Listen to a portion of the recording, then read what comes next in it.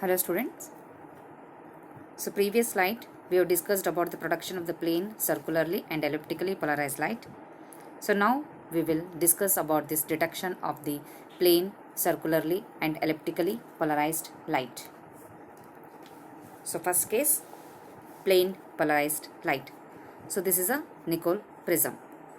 Now incident the light on this Nicol prism.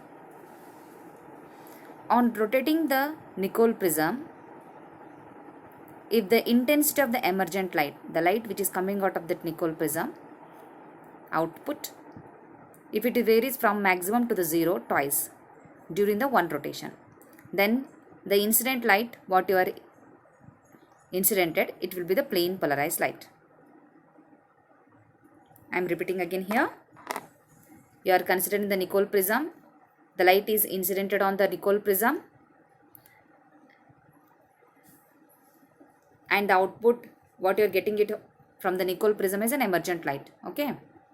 When the light is incidented on the rotating Nicol prism, if the intensity of the emergent light varies from maximum to the zero twice during the one rotation of the Nicol prism, then the incident light will be the plane polarized light.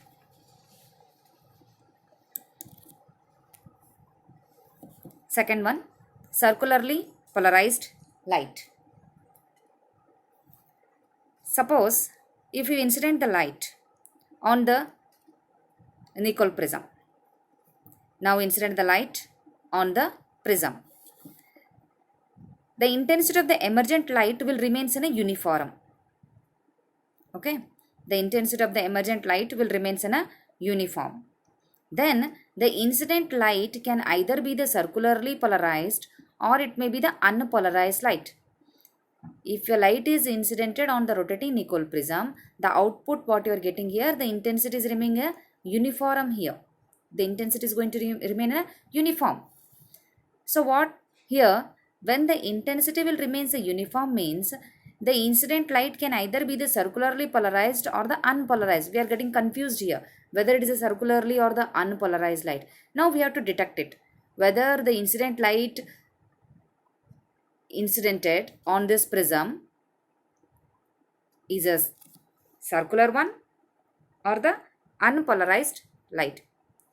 So for this, let us consider this figure. Now, light is made to fall on the equator wave plate.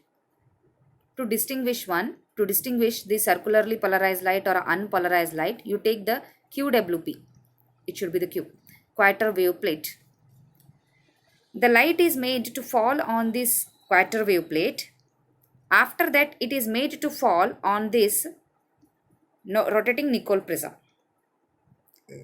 If the intensity of the light varies from maximum to the zero twice during the one rotation, then we say the light what you are incidented is a circularly polarized light.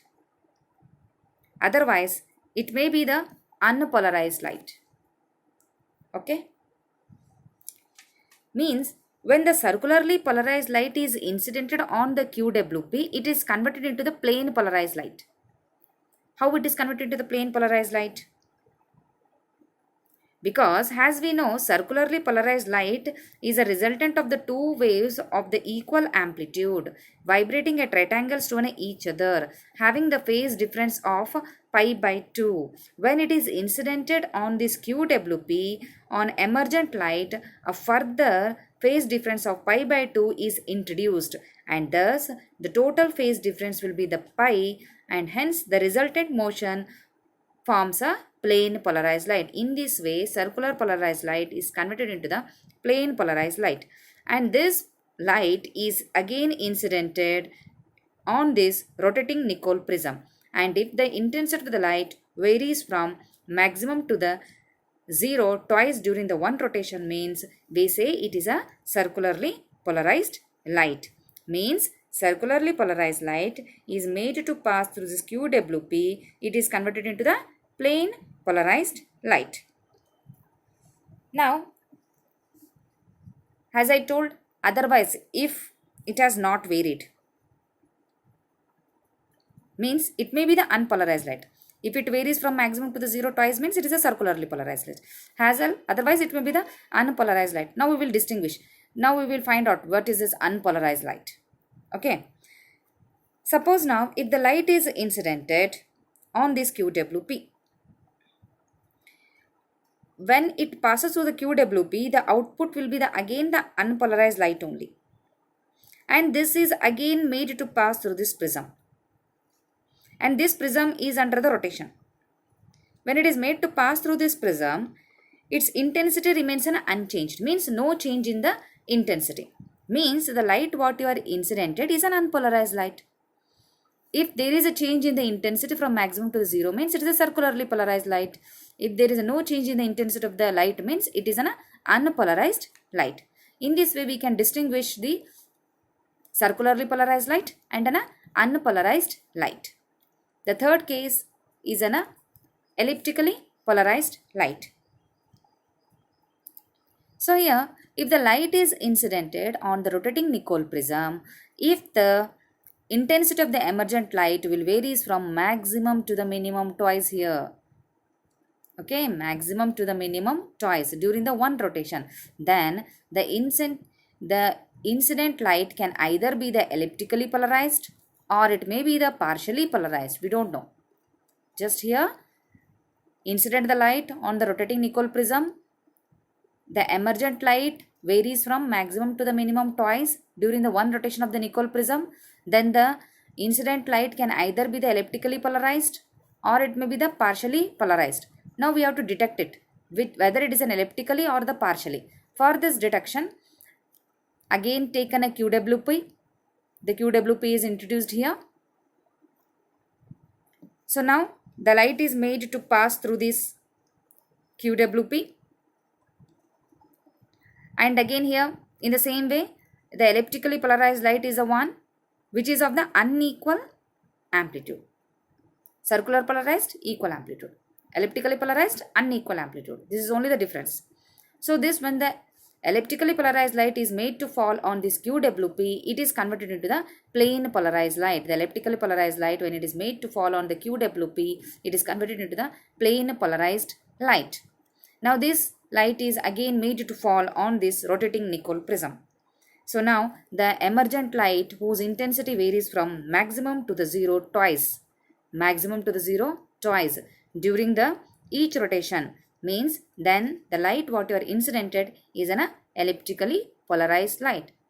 In this way we can distinguish, we can identify the light what you are incidented is an elliptically polarized light because the intensity is varying from maximum to an 0 twice.